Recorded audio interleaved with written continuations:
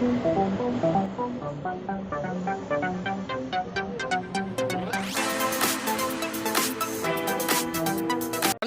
மாதிரி சண்டை போட்டுட்டு இருக்கக்கூடிய கணவன் மனைவிகள் 2 பக்கம் வந்திருக்காங்க. எக்ஸாமினேஷன் ப்ராசஸ் மாதிரி. பட் இது நாங்க ஒரு அவார்ட் ஷோ மாதிரி ஆரம்பிக்கிறோம்.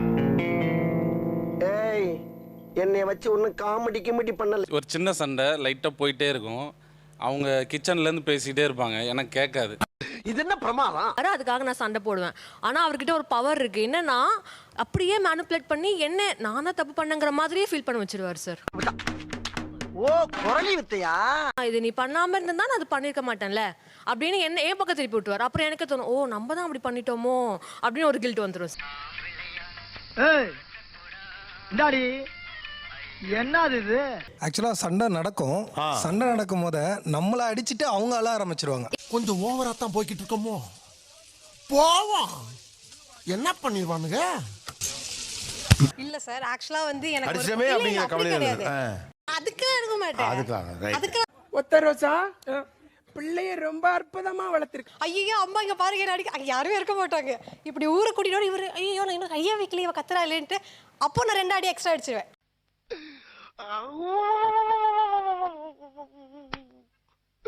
இன்னைக்கு என்னெல்லாம் பண்ண போறாரோ? அடிச்சுட்டு துணிச்சலா அப்படி ஏத்து நிக்கலாம். அடிச்சு அப்படியே இந்த பாரு, நம்ம 2 பேர் தான் இருக்கோம்.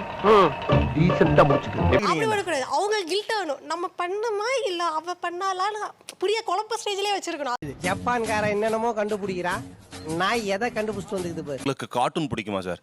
அதுக்கு டாம் அண்ட் ஜெரி ட்ரெஸ் வேணுமா சார்? அதுக்கு நான் அவனை மாட்டாடா என் பம்பர கட்ட மண்டையா. எங்க சார் போக முடியும்? யார் புரியல? உங்க பொண்ணு சொல்றாப்ல சார். என் ஒய்ஃப் சொல்றாங்க சார்.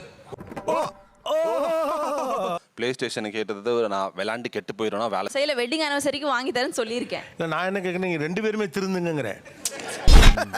அப்புறம் நான் உங்ககிட்ட விளையாட்டா பேசுற பூரா நீங்க நம்பிட்டீங்க.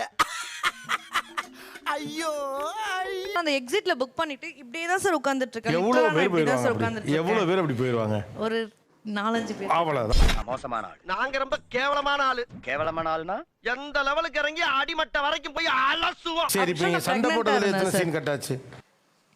படமே பாதி படம் சார்.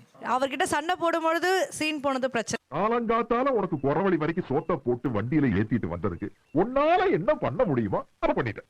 அது பிரச்சனை இல்லைன்னா ஆக்சுவலா நான் தானே சண்டை போடுறேன். சுப்ரீம் கோர்ட்டே வந்தாலும் உன்னை ஒண்ணும் பண்ண முடியாதுடா. இதை இப்படியே மெயின்டைன் பண்ணு. தியேட்டர்ல ஒரு ஒய்ஃபு கிட்ட இன்னைக்கு தான் படம் பார்க்கணுமா, மாசமா இருக்கேல, நீ பாட்டுக்கு வந்து இன்னைக்கு உட்காந்து படம் பார்க்கணும்னு சொல்லிட்டு இருக்கீங்க. அவ்வளவுதான், நம்மள முடிச்சு விட்டீங்க போங்க. எழுந்து போயிட்டோம் சார். நீனே எனக்கு உன்னை கட்டி பிடிச்ச அள்ளனும் போல இருக்கு. நீ வேணா சண்டைக்கு வாடா, நீ வேணா சண்டைக்கு வா. வாடா, வந்து வாடுறா, வந்து வாடுறா, வா. நீ வேணா சண்டைக்கு வா. பல சமயம் காரணத்தை கண்டுபிடிக்கிறதுக்காகவே சண்டை நடக்கும் சார். ஆமாம், எதுக்குன்னே தெரியாது. நாம் யாருக்கு என்ன தீங்கு செய்தோம்? நமக்கு மட்டும் ஏன் இப்படி எல்லாம் நடக்கிறது? என்னன்னு தெரிஞ்சாலாவது சமாதானப்படுத்தலாம், மன்னிப்பு கேட்கலாம், காலில் விழலாம், கடைக்கு கூட்டு போகலாம். ஆனால் என்னன்னே தெரியாது. ஒரு வாரம் கழிச்சு தெரியும்போது தெரியும், அது ரொம்ப சின்ன விஷயமா இருக்கும். அது இதை ஏண்டி முன்னாடியே சொல்ல. தம்பி, ஒரு மனுஷன் போய் பேசலாம், ஆனா ஏக்கர் கணக்கில் எல்லாம் பேசக்கூடாது. குடும்ப தலைவனாக இருக்கிறது தான் சார் மிகப்பெரிய சாதனை. என்னென்ன சொல்றோம் பாருங்க. ஓ, குடும்ப தலைவனாக இருப்பதுதான் சாதனை. பெரிய சாதனை. அப்படியா நித்யா? அப்படியா தலைவனாக இருப்பது சாதனையா, தலைவியாக இருப்பதா சாதனையா? சாரி, எனக்கு தெரியாது.